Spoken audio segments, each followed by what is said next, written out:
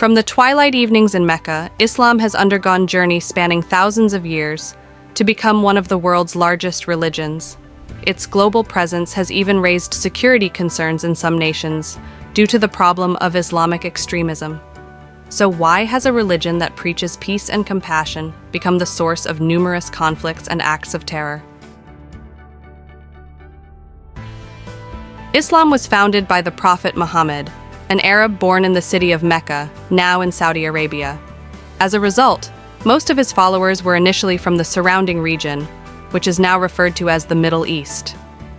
When discussing Islam, it's common to associate it with the Middle East and the Arab people, as the majority of nations in this region are Arab, and most Arabs adhere to Islam. Therefore, when asked which country the largest Muslim population has, many would likely assume it to be somewhere within the Middle East. However, the answer lies in Southeast Asia, in none other than our neighboring country, Indonesia. Yet, how is it that a distant Southeast Asian nation boasts a larger Muslim population than any Middle Eastern country, the very cradle of Islam?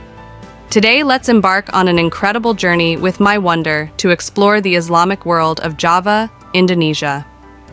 Are you curious to learn why an island with ancient Buddhist temples has a majority Muslim population? Don't forget to hit the subscribe and like button to continue watching other interesting videos of my Wonder channel in the near future.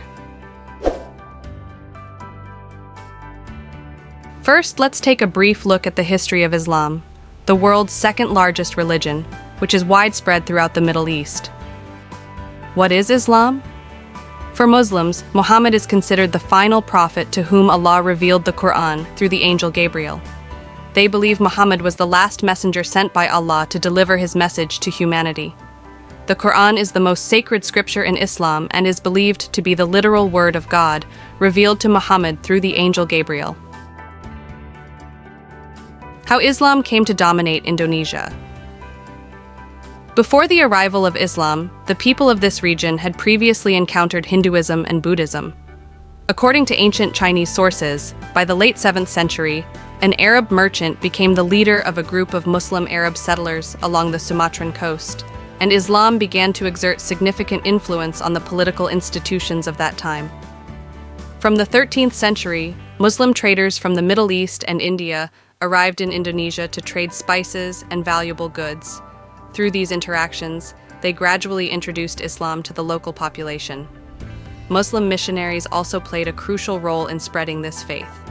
Through intermarriages between Muslims and the local people, Islam gradually spread and became an integral part of many families' lives. The Islamic kingdoms in Indonesia implemented policies that encouraged conversion to Islam while suppressing other religions.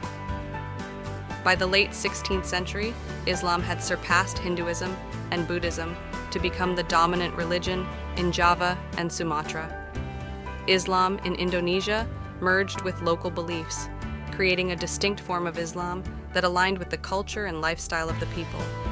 Today, Islam, blended with indigenous beliefs, is the predominant religion in Indonesia, with over 200 million adherents, constituting nearly 90% of the population and 13% of the world's Muslims, primarily Sunni.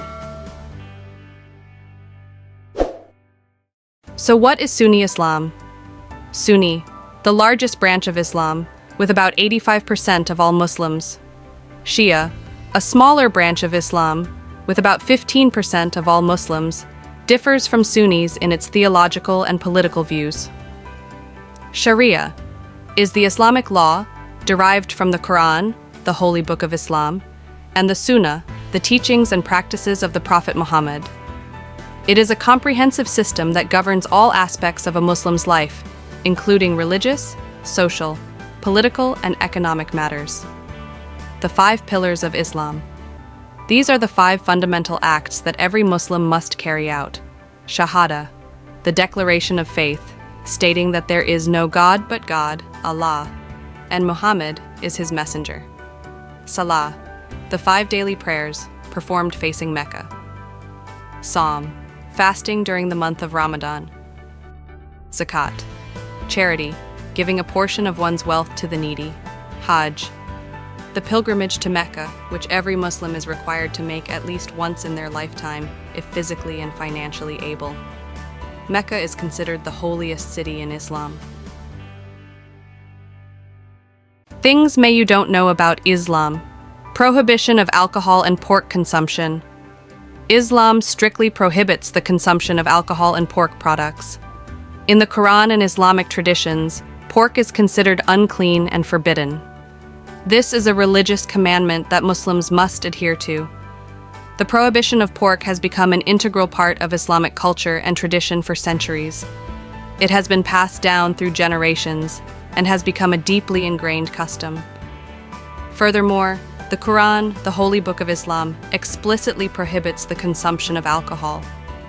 Allah has warned about the harmful effects of alcohol and considers it one of the evils that humans should avoid. This is an essential part of a healthy and moral Islamic lifestyle. Unmarried couples are not allowed to live together or share a hotel room unless they can provide proof of marriage. And public displays of affection, even between married couples, are strictly forbidden. Modest attire. Muslims, especially women, often wear clothing that covers their bodies as required by their religion, such as hijabs, headscarf, or niqabs. This full body coverage may be perceived as unusual by non-Muslims. Ramadan and fasting. Sawm. During the holy month of Ramadan, Muslims observe fasting from dawn until sunset.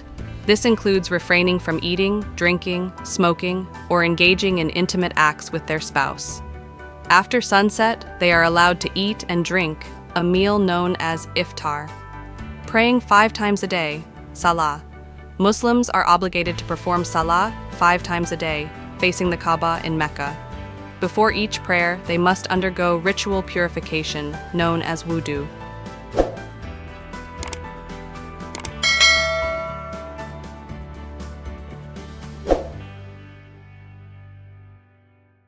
Hajj Rituals. Hajj is a pilgrimage to Mecca that every able-bodied Muslim is required to perform at least once in their lifetime. During Hajj, millions of pilgrims gather to perform a series of rituals, including circling the Kaaba 7 times. This sacred journey is considered a spiritual milestone for Muslims. White burial. In Islamic culture, when a person passes away, their body is wrapped in a white cloth before burial.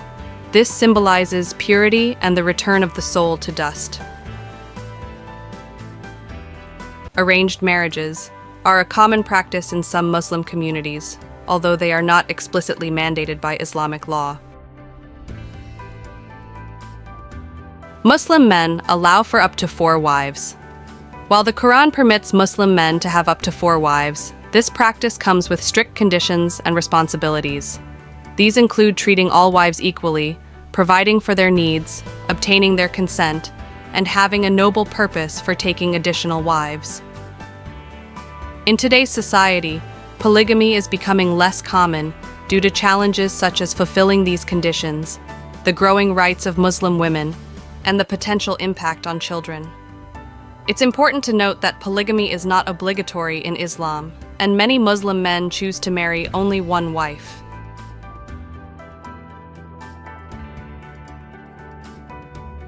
Muslim women have to cover their face and hair. Not all Muslim women choose to cover their faces and heads. Many women choose to wear a hijab, which covers the hair and neck but not the face. Others may choose to wear no head covering at all. The choice of head covering is a personal expression of faith and cultural identity. More than 15 years ago, very few women in Indonesia wore headscarves, and this is no longer merely a symbol of religion, but has also become a fashion accessory. It is primarily a cultural practice in certain regions, influenced by local customs and traditions.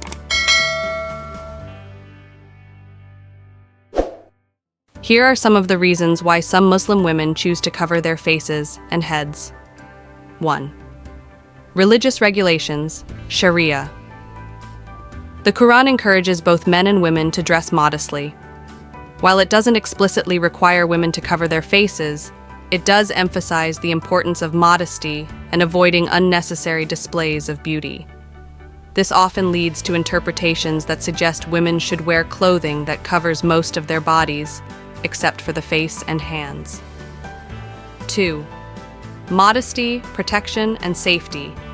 Covering the face and head is a common practice in many Islamic cultures, viewed as a way to maintain modesty, avoid unwanted attention, and uphold family honor.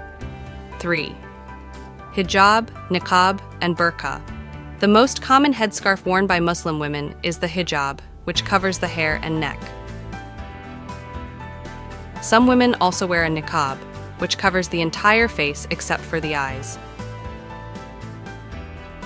A burqa, on the other hand, covers the entire body, including the eyes.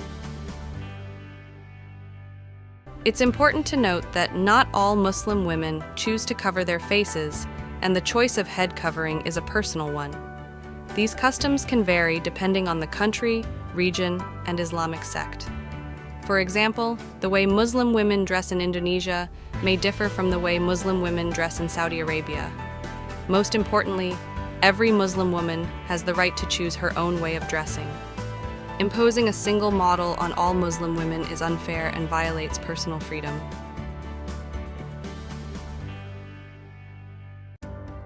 If you are LGBT, you cannot survive in Indonesia? The statement that LGBT individuals cannot survive in Indonesia is an oversimplification. While the situation for the LGBT community in Indonesia is complex and challenging due to cultural, religious, and political factors, it's important to avoid generalizations. While same-sex sexual activity is not explicitly criminalized at the national level in Indonesia, there are regional laws, particularly in Aceh province, which is an autonomous region with strict implementation of Sharia law, that criminalize consensual same-sex sexual activity. This can lead to varying levels of legal risk depending on where individual lives.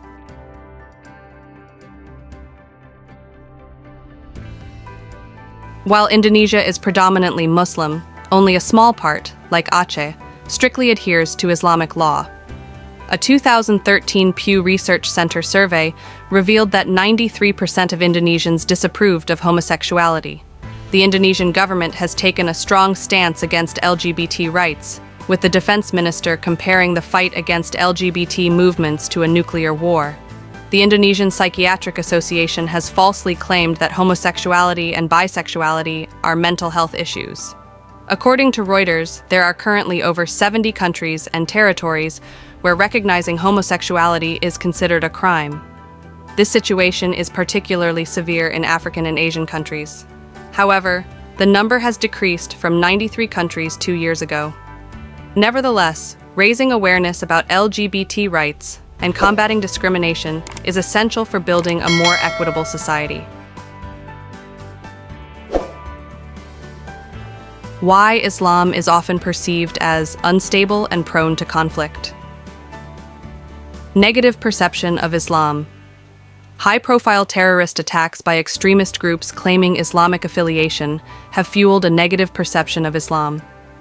This, coupled with a lack of understanding about the religion and existing prejudices against Muslims, has contributed to a distorted view. The reality is more complex diversity within Islam. Islam is a diverse religion with various sects, schools of thought, and interpretations. Not all Muslims hold the same views on religion and politics. Complex causes of instability. Issues like conflict, terrorism, and political instability often have complex causes, including economic, social, political, and historical factors, not solely religious ones. Diverse Muslim communities. The global Muslim community is incredibly diverse, encompassing various countries, ethnicities, and cultures. It's unfair to generalize all Muslims into a single mold. In summary, Islam as a religion is not inherently unstable or prone to conflict. The issues associated with certain Muslim majority regions are often related to a complex mix of political, social, and economic factors. Generalizations about Islam based on the actions of extremists or specific regional conflicts do not accurately represent the broader and more diverse reality of the Muslim world. Today's video ends here. Don't hesitate to leave a comment below to let me know if you liked this video. Please share the love and give it a thumb up, as well as hit the subscribe button so you never miss an update from us. Thanks for watching and see you soon. Bye-bye.